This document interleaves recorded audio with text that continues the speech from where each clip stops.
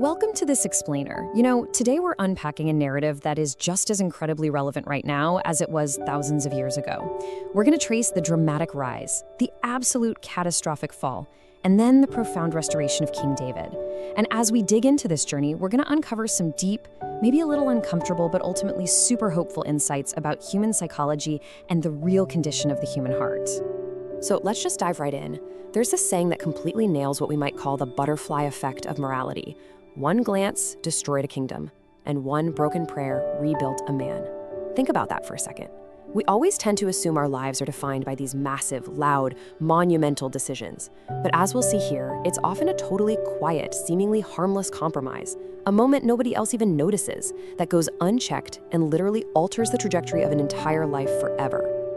To really wrap our heads around the magnitude of this guy's fall, we have to start with his immense promise. Long before he was a king, David was just a young, completely overlooked shepherd. And what's so fascinating is that while everyone else around him was measuring worth by, physical strength or social status, the ancient texts tell us God chose David strictly for the condition of his heart.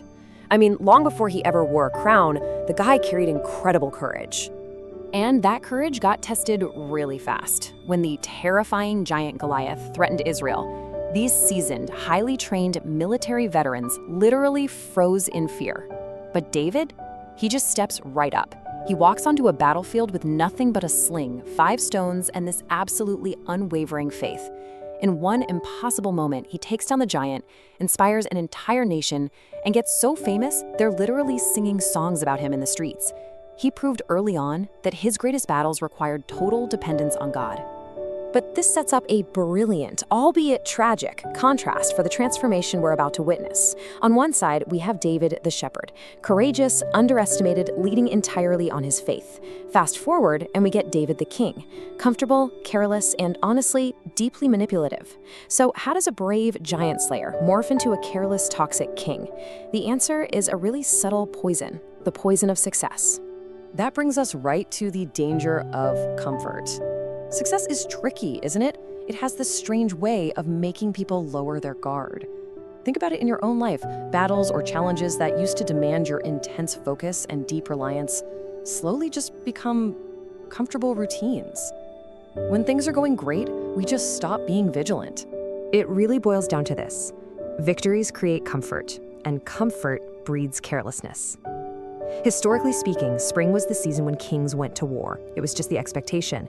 But while his army was out fighting the very battles a king was supposed to be leading, David decides to stay behind at the palace in Jerusalem. It was just one single, seemingly insignificant choice to stay in his comfort zone. But that one decision created the exact vacuum needed for a catastrophic failure. And from there, the escalation is horrifyingly fast. It starts with just one unchecked desire. A look from a rooftop at a woman named Bathsheba. But unchecked desire turns into action in a heartbeat. He summons her. Months later, utter panic sets in with an unexpected pregnancy. And finally, this man who was famous for his integrity actually orchestrates the cold-blooded manipulation and murder of Uriah, Bathsheba's husband, and one of David's most incredibly loyal soldiers, by abandoning him on the front lines. All of this forces a pretty heavy question. Does success somehow make us immune to failure? This shocking nosedive from a shepherd who would risk his life to protect his sheep to a king perfectly willing to sacrifice his own loyal men just to protect his PR, well, it completely destroys that illusion. David wasn't weak, he wasn't lacking talent, he was powerful, gifted, and deeply spiritual, but he still fell.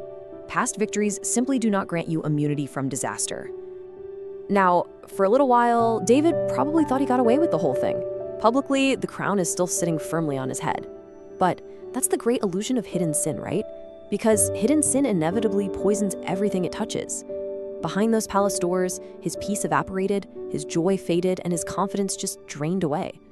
The greatest battles aren't usually the external ones with giants. They're the silent, grueling ones fought inside the human heart. Then God sends in the prophet Nathan. And what's absolutely fascinating here is Nathan's psychological strategy. If you march in and directly accuse a powerful monarch of murder, you're probably not walking out alive. So Nathan completely bypasses the king's defenses. He tells a story about a rich man who had literally everything, but selfishly stole a poor man's one and only beloved lamb. Hearing this, David just burns with anger at the injustice. He demands severe punishment for the rich man.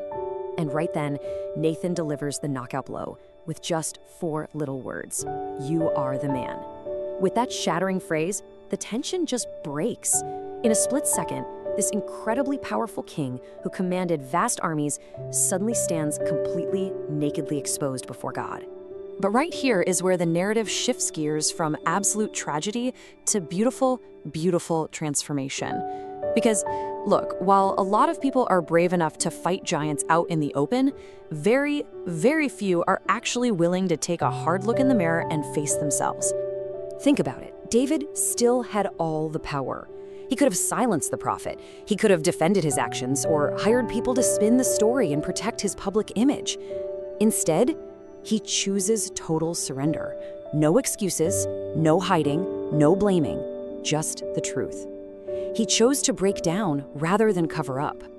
If you look at Psalm 51 in the Bible, it captures this exact raw moment.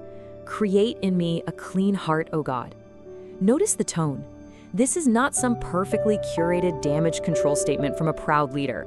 This is the desperate, echoing cry of a totally crushed man, literally begging for mercy. And he actually received that mercy. Now, to be clear, forgiveness didn't just magically hit the undo button on the painful consequences. Pain still wrecked his household, his family fractured, and his kingdom went through massive turmoil. But David's restoration proves something essential. God was looking for repentance, not perfection. There is a massive, massive difference between people who fail and people who refuse to return. David returned. This is a total reality check for how we live today. Just compare modern culture with true strength. Our culture is obsessed with image. We're basically trained to hide our weaknesses behind social media filters and protect our appearances at all costs. But this explainer shows us that real, enduring strength, it's found in the courage to admit when we are fundamentally broken, to actively seek forgiveness, and to do the incredibly hard work of starting over. And that's exactly why this ancient story hits so close to home right now. Everyone understands regret. Every single one of us has moments we do anything to erase. We all carry this quiet fear that our worst mistakes are going to define our entire identity. But this narrative promises that strong people still struggle, and more importantly, that grace can rebuild what those mistakes try to tear down. Your brokenness doesn't have to be the end of your story. It can actually be the beginning. The incredible hope of David's life is really summed up in his lasting legacy. The exact same man who failed so catastrophically on that rooftop goes down in history as a man after God's own heart. And he's not remembered that way because he was flawless. No way. He's remembered that way because he knew exactly where to run when he finally broke. He learned that no failure was greater than the mercy waiting for him. So, I want to leave you with a final, provocative thought to chew on today. Will you let your worst moment define your identity, or will you let brokenness become your beginning? One unchecked look changed absolutely everything for David, but one honest, broken prayer changed everything again. As you think about your own comeback story, let this explainer remind you that restoration is always, always possible. Hey, if you found value in this, please subscribe, like, and maybe share this explainer with someone who really needs that hope today. Thanks so much for joining me, and keep learning.